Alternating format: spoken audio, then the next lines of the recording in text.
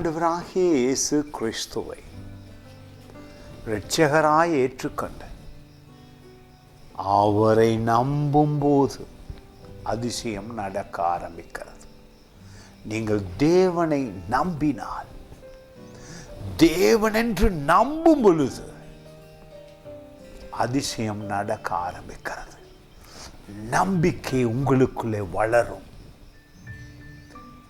எப்பொழுதும் மகிழ்ந்திருப்பீர்கள், வெற்றியாய் வாழ்வீர்கள். பாருங்கள், இந்த வசனம் உள்ளத்தை தொடும். உங்களுக்கு மிக அருமையாயிருக்கிறது. எரேமியா தீர்க்கதரிசி புத்தகத்திலே 17ஆம் அதிகாரத்தில் 7வது வசனம் என் உள்ளத்தை தொட்டது, உங்களுக்கும் அதிசயம் செய்யும்.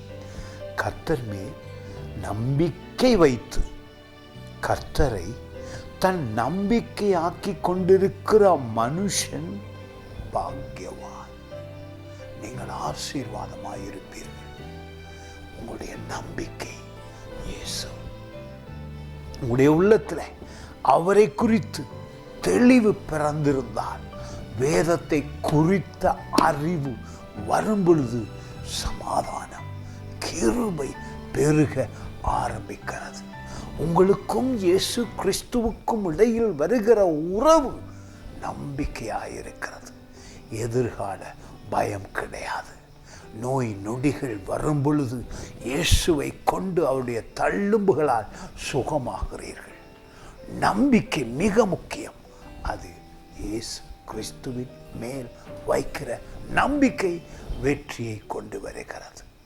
அதுதான் இந்த வார்த்தை சொல்லுகிறது, ஆசீர்வாதமாய் இருப்பீர்கள் என்று.